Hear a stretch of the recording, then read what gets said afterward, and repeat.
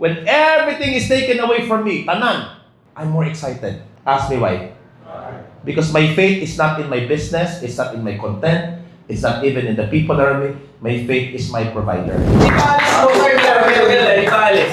So, may magpapapicture po kayo, Boss RDR, 500 lang po. Oo, pambayad sa venue. Right, so, again, balik tayo, no? It pays really well that Boss RDR and I believe in mentorship. And the never-ending job here of an entrepreneur is to become a mentor as well. Walang katapusan yan, no? Maybe if you reach your limits because, again, yung nalimutan mo na part of your business is to mentor people. Are we good? Number 2 is always be grateful no matter what. She also told that, no? At the end of the day, when you're grateful of things that you're grateful of, it will always come to you. Which means, number 1, stop complaining. Number 2, stop criticizing. And number 3, stop condemnation. So, alam mo, natutuwa lang ako kay Boss RDR kasi there was a time last year, lowest point of his life is because, again, marami siyang na-mentor, nasa isang hindi naman niya kasalanan, maging siya ng pinaka-naging pangit. And then people start talking about it. And then they went to me. And then when Boss RDR learned about it, ang sabi niya, Coach, tulungan mo sila, kailangan kanila. Pwede namang hindi eh. Did that make sense? And that's something you want to start to look into, that it's never okay for you to condemn people. Si Jesus nga, hindi niya kinondemn yung nagpako sa kanya sa krus. Tayo pa kayang tao lang. Are we clear? So, number 2 is always have an attitude of gratitude. Now, number 3, please write this. Always give your best no matter what. Which means, how many of you here, you want to earn at least 7, 8 figures monthly basis? Can I give you my secret? Do something, when you say yes to something, mean it as if you're being paid your dream income. Kabantay ba mo, mag-istorya ko, more ko 100,000 o ka-istorya? Bisag 40 mo dire, kabantay mo? Ask me why. My dream is to speak to 100,000 people Philippine Arena. Maganda, maganda. When that opportunity comes, I'm prepared. Even if I'm not being paid. Because the thing around here, just like Boss Arder and I, okay, we're not charging you anything, but when we charge, wagas kami mag-charge, sa totoo lang. Because we know our value. But the thing around, even if you pay me 100,000 or you don't pay me, it's the same level of giving myself all the time. Ask me why. Because if you don't pay me, okay lang, fair. Hindi ko aasahan ang negosyo ko, hindi ko aasahan ng ibang tao, ang asahan ko yung source ng blessing, and therefore, if I'm given opportunity to do something, I'm gonna give it all like crazy.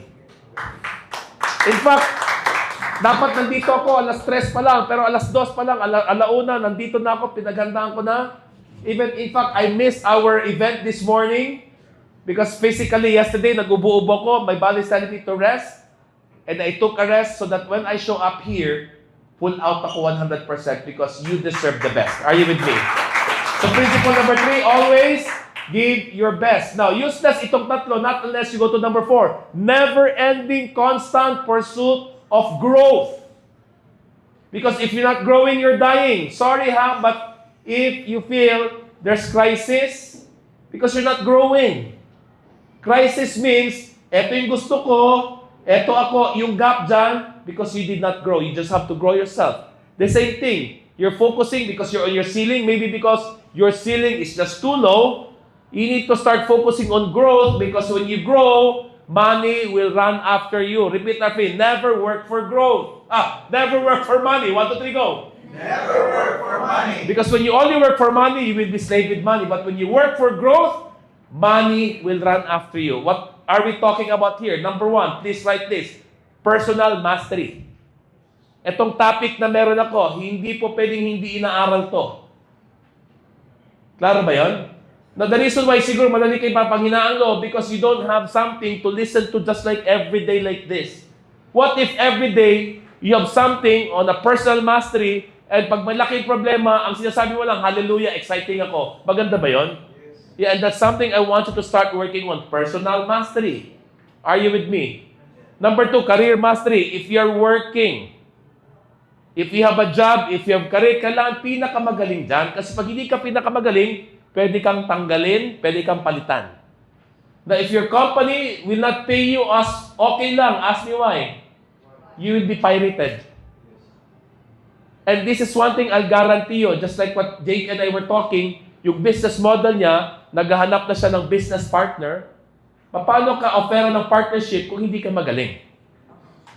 All the other companies I'm talking about, again, I told you, I did not put in money, but maybe people trust me enough that they cannot live without me and that therefore they're offering me partnership. Why? Because I show up the best all the time and growing. That's number 4. Are we clear? Number 5, and for me, this is the ultimate number 1 priority. What is it? Ultimate number 1 priority. Vessel first. When I say vessel, this is what we call your context, your container, your beingness. That now I understand that at the end of the day, every dream, every blessing, everything that we want in our life, my Creator, my God, is willing to give it anytime, all the time, in both quality and quantity. Do you believe that your God is a God of limitless blessings? Yes. O how come ang ating mga blessing limited? Ask me why. Because you're only focused in your work. You're only focused in your business. You're only focused in your hard work and strategic work. But when you're focused in your source, and you bring your source to your work, and your work will create the blessing that He prepared for you, but except that you did not prepare your vessel. Ako, paghirap ako sa buhay, dalawang basehan ko. First, siguro marami akong dapat matutunan sa buhay na hindi ko pa natutunan, kaya ako nahirapan, and therefore I need to learn this lesson. Which is taking full responsibility with all the things that maybe life is teaching you. Kung paulit-ulit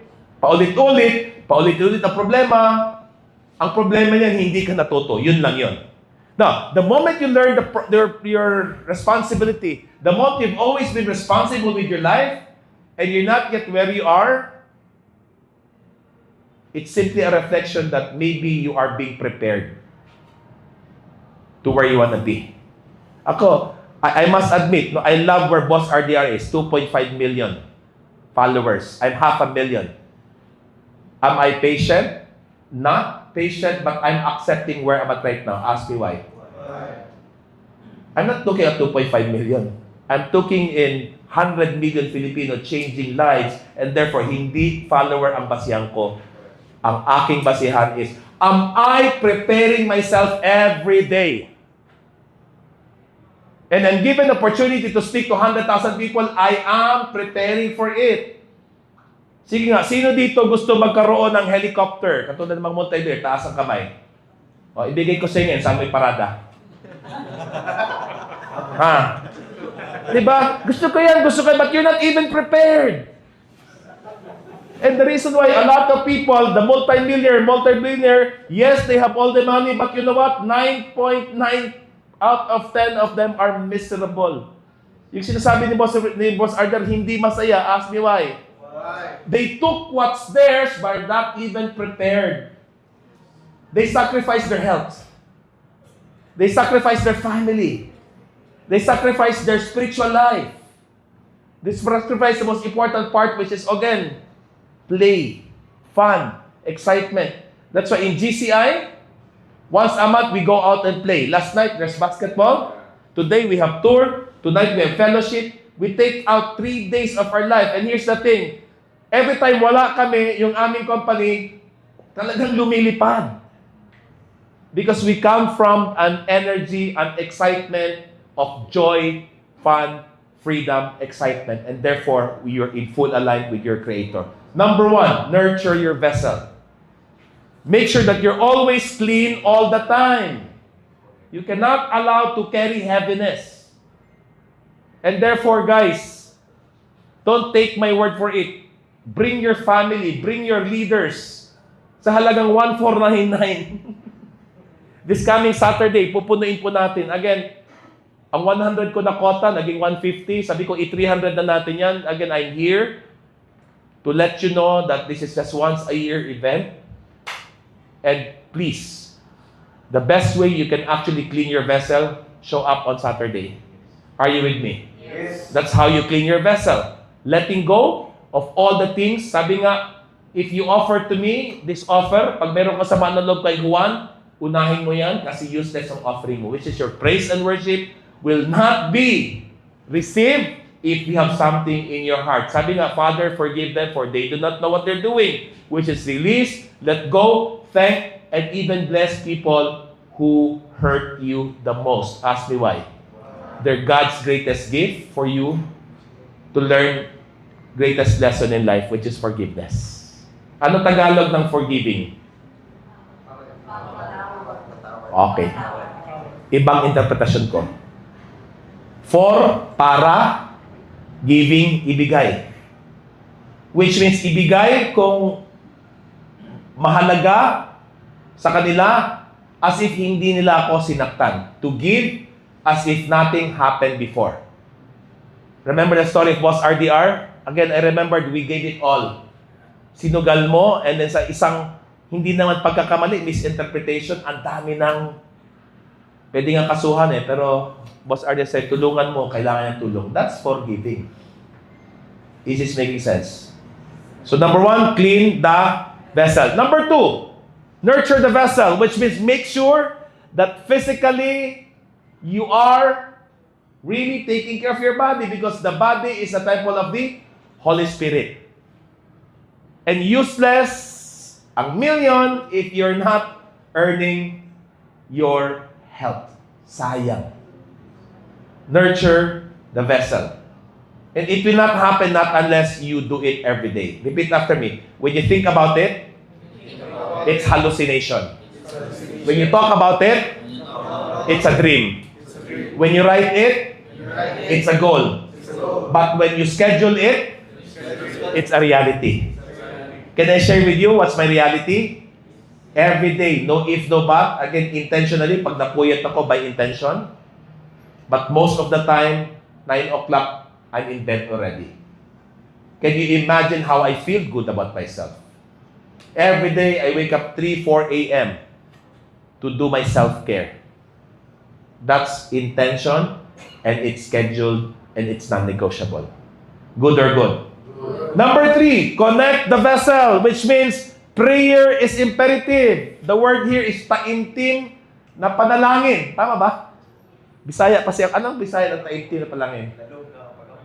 Lalong na pag-ampo. Can I share with you my prayer? 3 lang po. Pwede ba yon? Gratitude. Every night before I sleep, I sit down, I put both of my hands, and literally I cry, Lord, grabe. Grabe ka talaga. Salamat. Salamat. Salamat. Muhilak ko. Bakit? No matter what, I'm still here. I'm alive. Number 2, Lord, forgive me if I done wrong for people I'm not even aware of. And I'm sending forgiveness for those people who have hurt me that I don't even know. And would you like to know my last prayer? Let your will be done.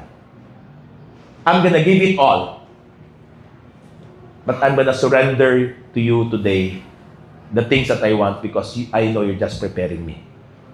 Number 1 is ang lalong nga pag-ampo. Sa Tagalog, maitatimtim. Ano sa intim? Ayun na yun. Prayer is very important. Yes or yes? Number 2 is mindfulness, which means spend time to listen by just sitting down, closing your eyes. Sometimes we call it meditation. Sometimes I call it grounding.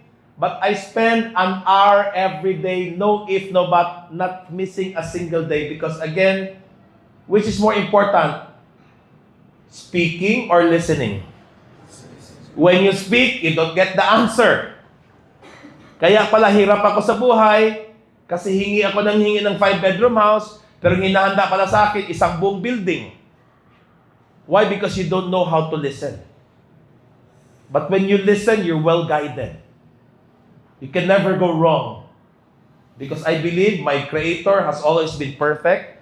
And if there are things that I feel that happened in my life that is not the way it should be because maybe hindi ako nakinig at hindi ko nakita kasi hindi ako marunong makinig. It's a practice of listening. Are you with me? That's how you connect your vessel to your Creator. Number 4 is what we call expand your vessel. And the way you expand your vessel, personal mastery. Useless lahat ng career mastery, business mastery kung ikaw mismo madaling matarog. Kasi ito, gamay ng istorya, matarog dahin ka.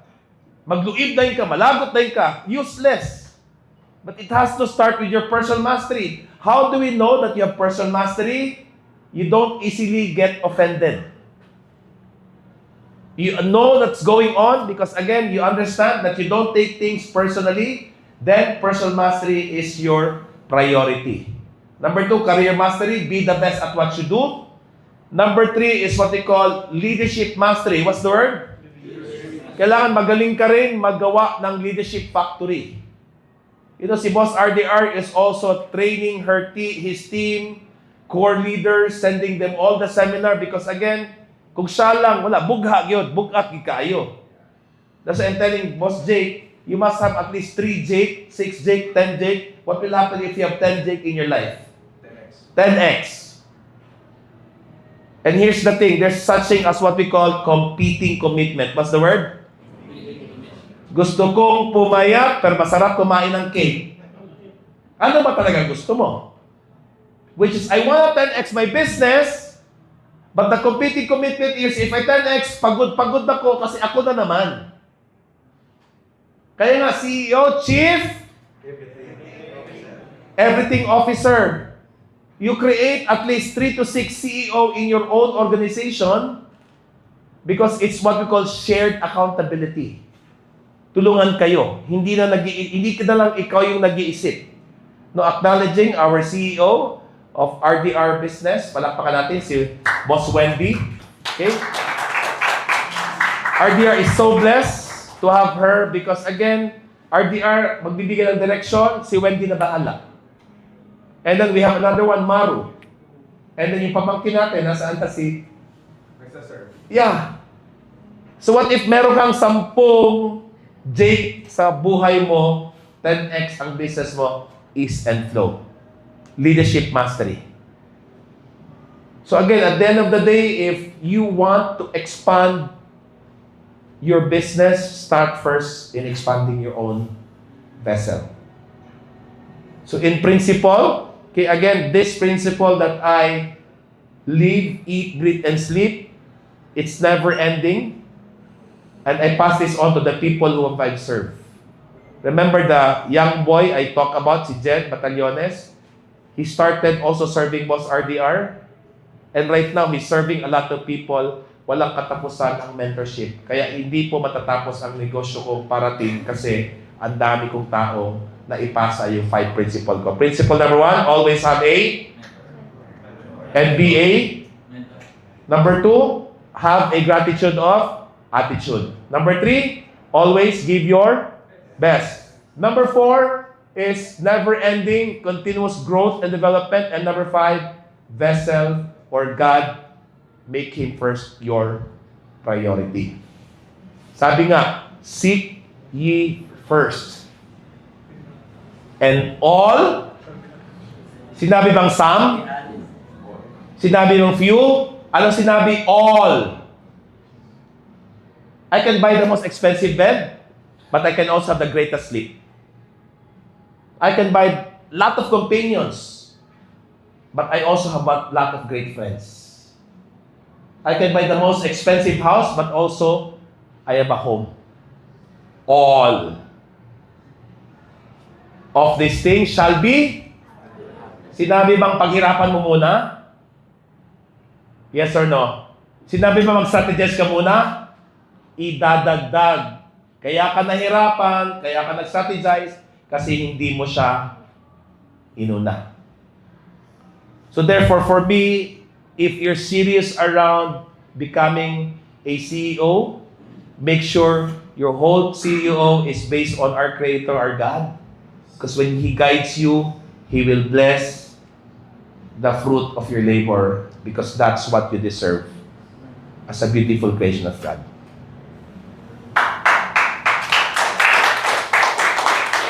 Q&A? You have question? May gusto pa magtanong? Question. Wala na. Coach, may hapon sa tanan. May ngapon. Kasi ako na lang ako. Kita tanan na akong kita yung mga problema. Ano sa problema ni mo, Coach? Ako lang na. Alright. So I don't have a problem because pagka daw problema unsa may excitement or malugmok ka. Malugmok ka. Instead, I will say opportunity. Now, my opportunity here is simply because I cannot afford to see this country down the drain. Clear? Because ako personally, wala ko'y pangandoy para sa akong kagalingon. Ask me why. Nga ni pangandoy pa man ako na i-schedule na palito na. Nindot pa na na. So which is para na ako, ang problema na ako, I don't have any problem anymore. I'm not saying I have all the money in the world. In fact, I don't even know how much I have. But there's one thing I know, that's thing I'm certain, when everything is taken away from me, tanan, I'm more excited. Ask me why. Because my faith is not in my business, it's not in my content, it's not even in the people around me. My faith is my provider. And therefore, if there is perceived problem, it's opportunity for me to expand. And therefore, when there's opportunity, anong action mo? Takot or excitement? Pag excited ka, anong nangyari? Creative or walang solusyon? Pag may solusyon, you're growing, you're expanding. So which means maybe, sabihin ko lang sa'yo, take out the word problem because it always be a problem, but maybe take a look at, guys, we have opportunity. Okay? Ninakawan tayo ng 100 million. Great job. Thank you, Lord. Let's gather together and see what's the opportunity behind it. How does that feel like? Yeah, ako, the opportunity here is to work for my fellow Filipinos. Yun lang. Can I share with you my dream? Balang araw, walang mangingibang bayan, iwan ang pamilya because ang ekonomiya na sa Pilipinas.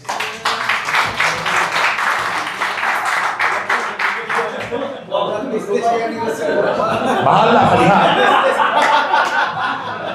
Right? Anyone else? Siguro ano lang, Coach. I do believe there's a lot of questions. And questions. Pero pwede after na lang. Yeah. Our way of, as a Davaoeno, our inspiration and our role model. Ito lang yung kaya lang namin ma-offer on your special day. So, Enroll sa Enroll, yeah, enroll. with your family. With your families, yes. No, I'm serious around it. This is once a year event. With your family, even kung kinangyo yung mag-invest. Again, it's 1499. Just enough for whatever. yeah. Sino is interested to join tomorrow? Interested. Can you please raise your hand? Please force to raise your hand. Force to raise your hand. Island hopping. Kung may gusto mag-island hopping. No, Saturday pala. Saturday, we'll attend Saturday. Okay, let's give everyone a hand. Palakpakan natin. So again, Coach, our way to say thank you to you. Your special day, we would like to honor you. Wow. Let's give, to greet Coach Russ a happy birthday. Sabay-sabay po tayo. Let's stand up. Happy birthday to you. Isang linggo birthday ko. Happy birthday to you. Ay! Happy birthday. Happy birthday. Happy birthday to you. One more time! Di masaya! Happy birthday to you. Happy birthday to you. Happy birthday, happy birthday, happy birthday to you. Thank you. Thank you so much, Yay! Coach. And kung meron pa kayong tanong, pwede pa yung lugar natin. Again, if siguro picture taking na lang. Picture taking, last lang. Sige, I want you to stand up. Tayo na muna tayo. Again, Boss RDR, request ka ulit namin dito sa may harapan. Pwede magpa-picture na hawak mo yung cake, Coach. Ayan, no? Iuwi ko ba to? Yes. May dessert na tayo mamaya. Yeah. Ay, nakaupo. Ano ba? Nakaupo, nakasayo. Nakaupo. Yung sa harap, nakaupo. Pwede ana na lang. Sige. Ayan. Okay, 1, 2, 3. 1, 2, 3. Isa pa. 1, 2, 3. Grabe naman birthday Isa to. pa. 1, 2, 3. One more dito. Okay. Ready? 1, 2, 3. Isa pa. 1, 2, 3. Last one. 1, 2, 3. Okay. Thank you. Thank you so much. Sige. Okay, if you have any question, i-order ko na rin yung food nyo. Okay. So you feel free, if you have any question, you can talk to Coach Russ. Thank you. Sige, if you want more information about bukas, message me. Only na yung may blue check. Ano blue check patagon? Alright? So don't worry mo, tubagyod ko. Allen, tinoo, dili. Alright? Kinsa may message ako rin, grabe gid ko mo tubag, no? Also Awakening, so we can give you all the information. Just message me. Don't worry. Before tonight, tubag ko na tanan sa wagin ay problema. Sige. Last 3 question. Last 3 question daw. Last 3 question. Question? Is anyone? Sige. So I'm very admire your work, Coach Rasno, that you create a huge community and the same vibration. You sing the same song. So I just want to have an advice from you. I also doing the same path, you know, what you're doing, and I want to become you soon. Alright. Gusto ko ikaw. Palakpakan natin. Okay? Unang-una, you can never be me. Maybe what you can copy is my principle. If you want the type of work that I do, number 1, look for mentorship. Do not school, but people who can mentor you. Claro? Now, the guideline for mentorship, letter A, do they have the results that you want? Letter B, are they also living the lifestyle that you want? Kasi baka mamaya, yung mentor mo, puyat-puyat, ikaw, madaling matulog, hindi yan pwede. It has to match. Matching lang yan. Okay? Number 3 is values. Are you transactional and therefore look for a mentor who is transactional? Are you relational? Look for a mentor relational. Are you transformational? Look for a mentor who is transformational. Values. Alright? Number 3 is also what we call, take a look at see how you have a match in terms of the vision. Because people who follows me, they're so in love with my vision is first world country, and therefore, that's a good match. Now, you message these people online and tell them, hey, I admire the work that you do. It's either A, magkano po magpa-mentor, or if you don't have money to pay, letter B, these are the gifts and talents na magaling ako to serve you so you can mentor me. It's a two-way win-win relationship. Yes, thank you so much. Because in my experience, I'm super young, but I've been into 7 bankruptcies already. Congratulations. So what I need talaga is mentor that dili lang maminaw sa online kundi personal mentorship. So I really admire what you work. Same goal, same vision na I want to create a community that think a first world country, no? So very talagang yun. Gusto ko paglagi ko maging ikaw. Sige. Yun, I gave you my principle, but if you really want a serious around it, mentorship is the way. Now, you message me if you want me to mentor you. We will see if we are a match. Thank you. Palakpakan natin.